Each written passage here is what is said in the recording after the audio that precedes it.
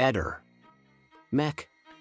Pallister. Oggi 2 febbraio Claudio Sterpin ha affermato che, qualche giorno or sono, aveva consegnato a Michele Gabriella una lettera chiusa al cui interno erano state da lui scritte le proprie impressioni sugli accadimenti occorsi alla Resinovic Liliana, attraverso le quali aveva anche manifestato la sua ipotetica convinzione che il Visintin Sebastiano, con la complicità del figlio Pier Giorgio e della moglie di quest'ultimo, avessero avuto un ruolo nella scomparsa e successiva morte della donna. Affermava che poteva essere coinvolto nella vicenda anche Fabrizio, un amico di Sebastiano. La Michele Gabriella confermava quanto asserito dallo Sterpin, collocando la consegna della lettera il giorno in cui c'erano stati i funerali della Resinovic Liliana, specificando che lo Sterpin aveva materialmente consegnato la lettera al compagno Nasti Salvatore, allorquando, nella medesima giornata e dopo il rito funebre,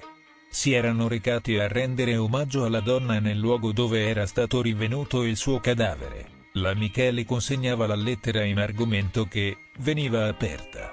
Al suo interno è stato rinvenuto un foglio formato a 4 con scritte al computer le impressioni dello Sterpin circa gli accadimenti e le motivazioni che avrebbero spinto le persone da lui citate a compiere l'azione omicidiaria. La lettera in argomento riportava sul fronte retro della busta la data del 13 gennaio. Nel corso di una trasmissione televisiva andata in onda nel pomeriggio del 1 febbraio di ieri, il cronista ha affermato che avrei scritto una lettera sulla quale riportavo il nome di 3 soggetti che potrebbero c'entrare con la morte di Resinovic Liliana.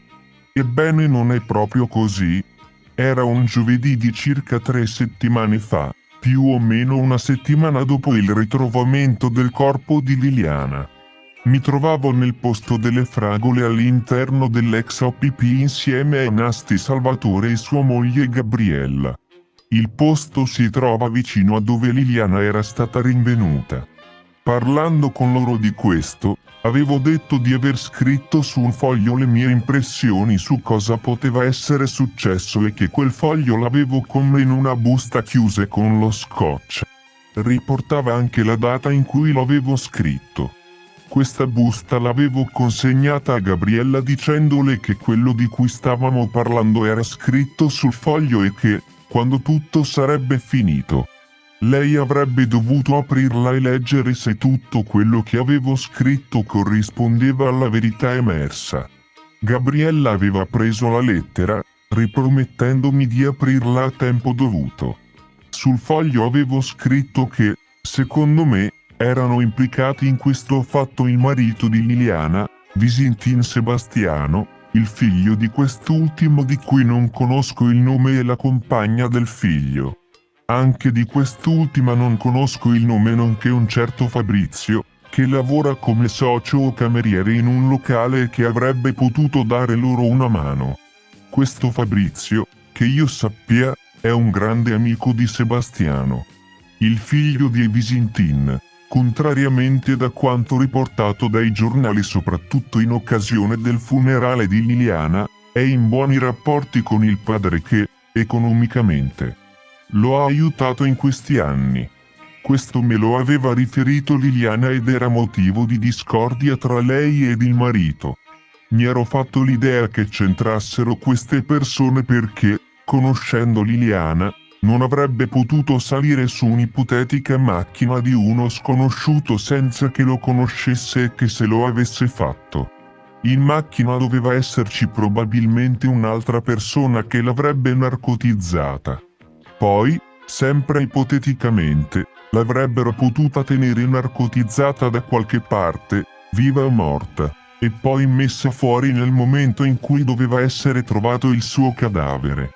Ritengo che queste ipotetiche persone avrebbero dovuto far ritrovare il cadavere di Liliana perché, come aveva dichiarato pubblicamente Radin Silvia, la cugina di Liliana, per ottenere l'eredità della moglie, Visintin Sebastiano avrebbe dovuto attendere 10 anni se non si trovava il suo cadavere.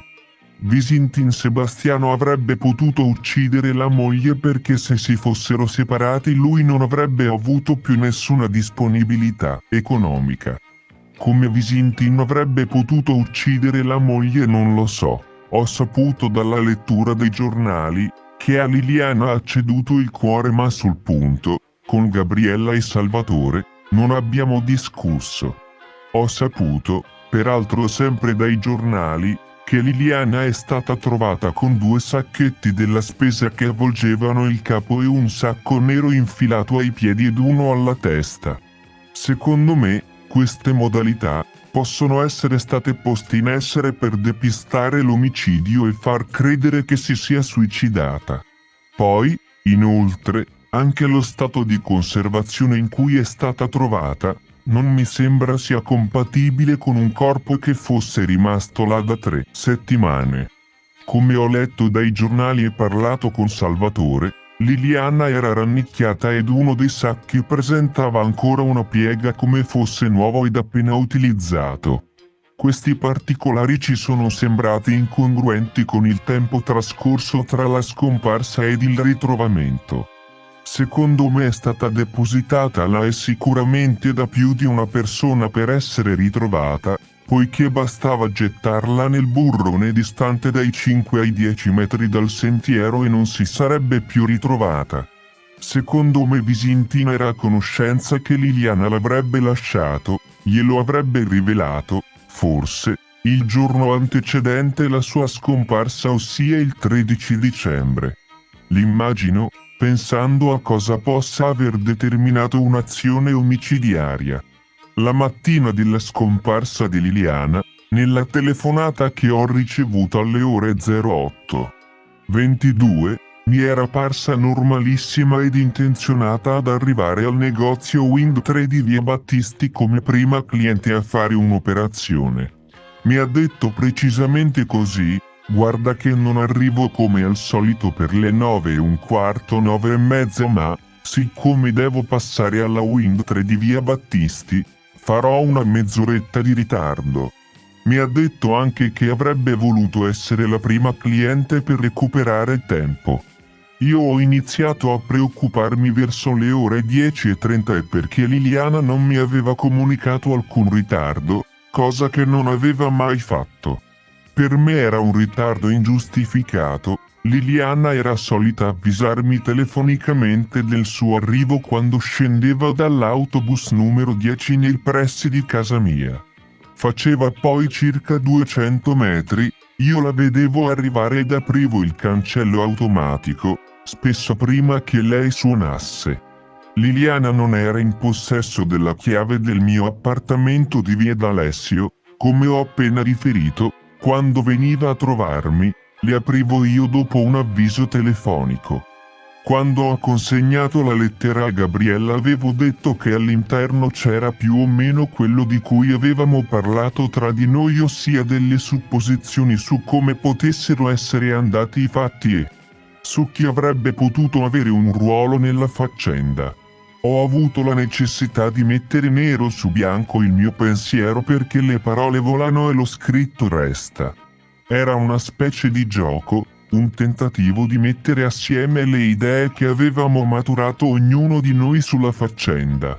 Ho ritenuto di scrivere le nostre impressioni perché, finito tutto, avremmo potuto vedere se avevamo o meno ragione. Non sono venuto a riferire questa cosa in polizia perché pensavo che delle nostre impressioni avesse già riferito Gabriella alla polizia o comunque che la polizia le avesse già acquisite autonomamente. Peraltro ho saputo della presenza a Trieste del figlio di Visintin e dell'esistenza del sopramenzionato Fabrizio, solo parlando con Gabriella e suo marito Salvatore. Non escludo di aver riferito questa cosa a qualche giornalista, forse ad una giornalista di nome Lucia, nel corso di una telefonata avvenuta un paio di giorni fa. Quando mi ha chiesto le mie impressioni sulla faccenda ed io ho risposto, sbagliando, che le stesse le avevo scritte da tempo su un foglio che avevo consegnato a Gabriella. Sicuramente ho indicato il nome di Sebastiano, forse di Fabrizio, gli altri no perché non li conosco per nome, sempre, comunque a titolo di semplice ipotesi. Ehi, non dimenticare di iscriverti a questo canale.